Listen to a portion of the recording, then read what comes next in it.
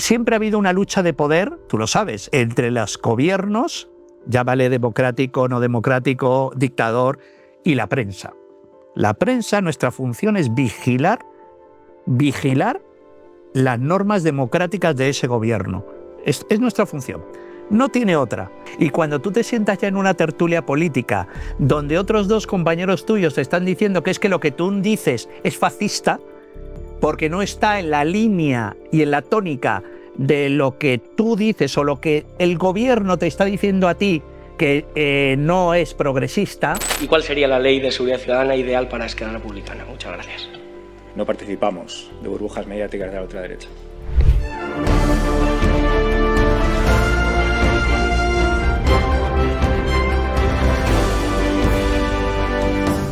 La libertad de expresión, la libertad de prensa, con ese estado de censura en el que vivimos que nos está llevando a la autocensura, que cada vez nos da más miedo hablar de determinados temas porque podemos ser expulsados del sistema.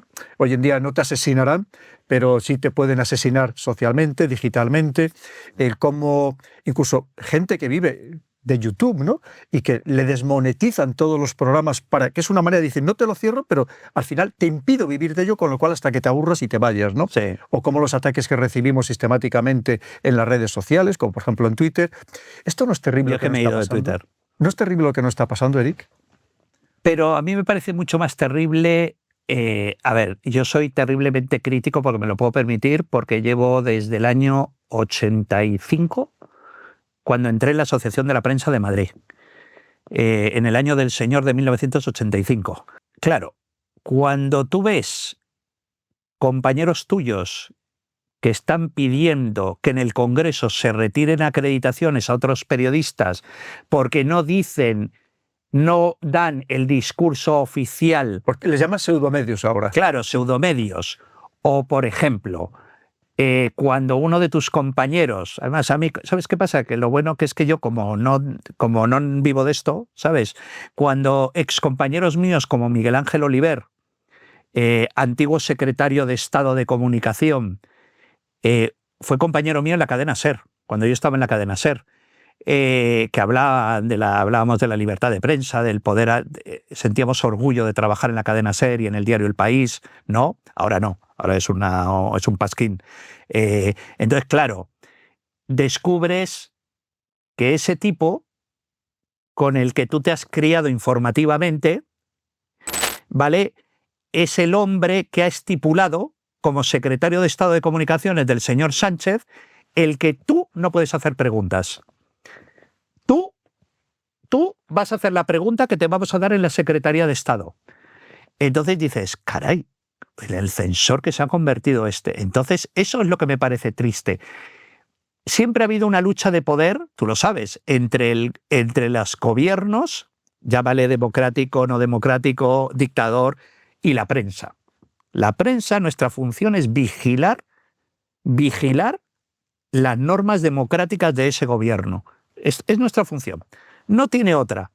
Bueno, por supuesto, sí, publicar noticias buenas, como mis expediciones, todo eso. El resultado del partido de ayer, eso es importantísimo. Pero la prensa tiene que vigilar al político. Es nuestra principal función. Y cuando tú te sientas ya en una tertulia política donde otros dos compañeros tuyos te están diciendo que es que lo que tú dices es fascista, porque no está en la línea y en la tónica de lo que tú dices o lo que el gobierno te está diciendo a ti que no es progresista, o cuando tú me estás diciendo que debido a las preguntas que tú haces, por ejemplo, el diario ABC, pues yo te pongo casos, el diario ABC lleva años sin viajar en el avión del presidente. El diario ABC, que es uno de los grandes periódicos de España, pero igual que es La Vanguardia, igual que es El Periódico de Cataluña, igual que es El País, igual que es las grandes cabeceras de este país, se le dice, o La Razón, el diario La Razón, que se les prohíbe ir en el avión del presidente, que no es del presidente, que es un avión pagado por los españoles, que eso no lo entienden. Y se le está diciendo a un periodista, tú no vas a ir en el séquito del presidente, búscate la vida. Efectivamente, lo que hace ABC o otros periódicos es decir, bueno, pues venga, le pagamos el billete de avión, pero claro, no vas con el presidente. Y cuando habla el presidente off the record, que también es muy importante, tú no estás en esa conversación. O si tienes suerte, tienes algún amigo que te dice, oye, el presidente ha dicho que no sé qué, no sé cuánto. Es decir, que estamos viviendo esa etapa, una etapa muy oscura. Una etapa muy oscura que a mí no me gusta, me parece despreciable. Una etapa que me parece repugnante porque la Asociación de la Prensa no está defendiendo a esos periodistas que son censurados. No están haciendo su labor. ¿Pero también por qué? Porque, iba a utilizar una expresión vulgar, no la voy a utilizar, tranquilo Pedro, están con el poder, están con lo que dice el poder. ¿Por qué? Pues porque de cierta forma me haces favores, yo soy elegido presidente de la Asociación de la Prensa. Entonces la gente te dirá, ¿y por qué eres de la Asociación de la Prensa? Por el servicio médico. Yo tengo mi carnet de la Asociación de la Prensa, además ahora como soy viejo, ¿sabes? Ya soy mayor, soy un anciano, entré en el año 85, llevo tantos años en la asociación que ya me han dicho, oye, Eri, ya no tienes que renovar el carnet, o algo así me han dicho, ¿no? Ya eres mayor, eres senior. Entonces ya lo tengo por el servicio médico, no por lo que simboliza. Yo estaba orgulloso de ser miembro de la Asociación de la Prensa de Madrid y ahora absolutamente, ¿qué va?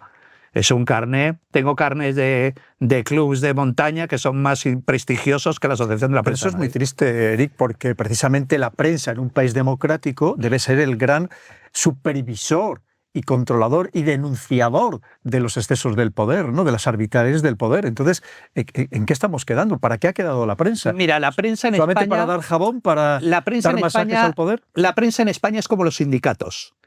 Yo recuerdo una visita que hizo el presidente de los sindicatos de Alemania, que le preguntó, creo que era Cándido Méndez, uno de estos históricos, le dijo, entonces, ¿ustedes no viven del dinero de los sindicalistas? Y dijo el español, dice, no, nosotros vivimos del dinero que nos da el Estado en los presupuestos generales del Estado. Y el tío, el alemán, con los ojos abiertos, dijo, ¿y entonces ustedes cómo organizan las huelgas contra el gobierno?